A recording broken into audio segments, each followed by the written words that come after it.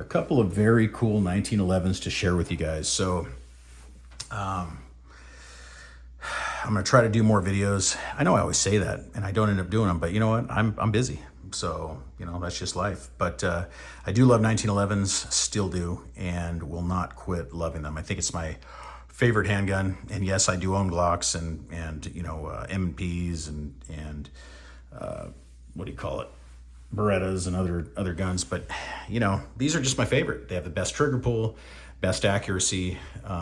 You know, I mean, and when you live in a state where, you know, you have 10 round capacity, you know, and there's a lot of states like that. And I think this is probably the perfect gun for all that, because you don't have to worry about, you know, having too many rounds, you know, or anything like that. So, of course, you have plenty of backup magazines, so you don't have to really worry about that. And plus, they're so damn easy to shoot. And there's like very little recoil, and they're so damn accurate. I don't think you're going to need many more rounds than maybe 8 rounds, unless you have, you know, a John Wick style, you know, attacker or something, and you know, have like 10 people coming at you at once. Yeah, you might want to have a 2011 or a, you know, Glock 34 or something. But anyway, so of course you've seen my Les Baer before. This is the Les Baer. What the hell they call that? Custom carry or some shit, or I don't know, something like that. Am I right? Custom carry custom. I don't know. Anyway, very cool gun. You know, the funny thing is, I'll tell you, this is my third Les Baer. So the first 2 I foolishly sold. I had a Thunder Ranch and I had a custom carry. Ended up selling both of them at just different times to fund other projects and other things. And I really kicked myself in the ass because I love having the hard fit 1911. I really do. And I'll show you. This thing's only got like 400 rounds through it or something like that. But I'll show you how, you know, hard fit it is. You gotta pop it open. You know what I mean? Just to open it up. You can tell how well they fit that barrel bushing to the barrel, and it's wearing a perfectly good ring all the way around. And I think that is super freaking cool. They hand checker 30 lines per inch, and that is all done by hand. The stocks are really nice and comfortable. You know, I've changed my other ones out, but I don't think I want to change these out. I really like the action. It just feels so damn smooth. The trigger pull I've measured, it's about 3.5, and there's no creep, so really good. What I'm going to do with this one, like I did with my others, is I'm going to change the sights out. I want the ledge rear and the gold bead front. That's what I like. But I don't think I'm going to do much. I'm not going to do anything else. I might put a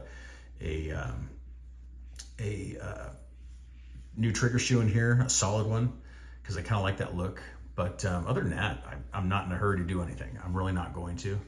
I really like this gun. It's a great gun. It's got a cart barrel in it. I mean, it's super accurate. I mean, it's a tack driver. So, and there's no wiggle room. There's no play. It doesn't move at all.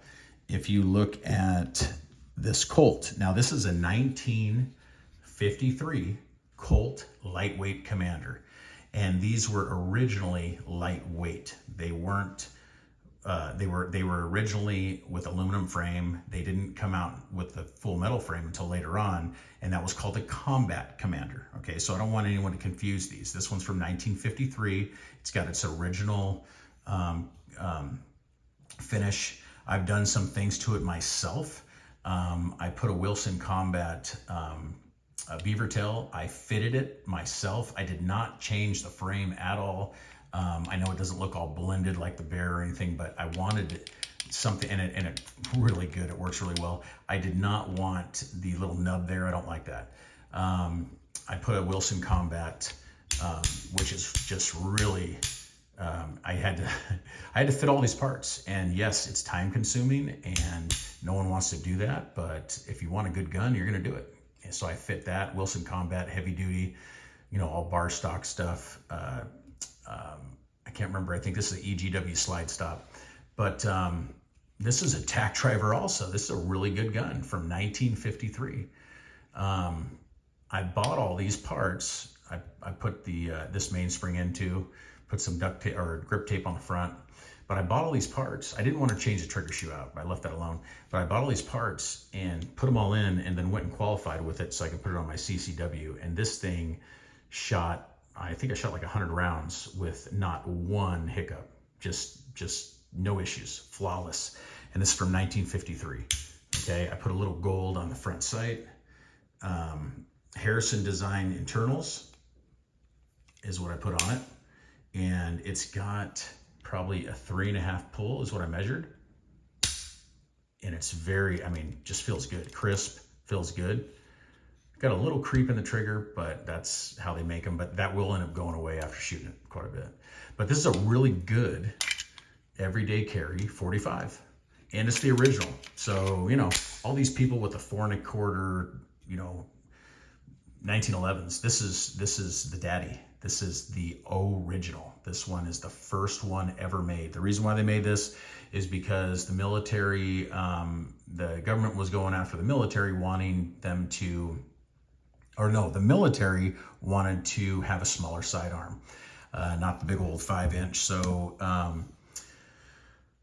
Colt said, you know what, we can probably cut that down to 4 1/4. And that's what they did. And the military didn't end up going with it. They stuck with the 45, but, you know, the full-size 5-inch 45. But what was really cool is out of that whole, you know, building process of trying to develop a gun, you got the 45 caliber, you got a 38 Super, they also made them in, and the first ever 9mm. So they also make these, like I said, in a 9mm, and those are really cool. I like those as well. I like to pick one up that's all original. This one, like I said, is all original except for the parts I've changed out, and I do have all the original parts. I have everything for it. So, I wanted it just to feel better and be, you know, a better shooter. And this is how they built Colts back in the day. There's a lot of wiggle room. See, hear that? Not tight at all. The action, and like I said, it runs flawless, but look, listen to that. It just does not, it's nothing like, you know, a hand fit gun like the Baer, but it's a cool gun though. I really like it. And you know, it's a tool. That's all it is a tool.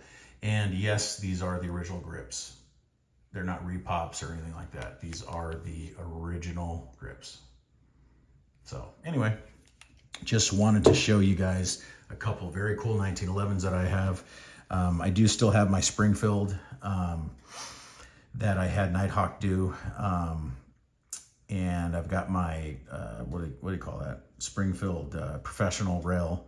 But these two are awesome. And I do have also an old 1943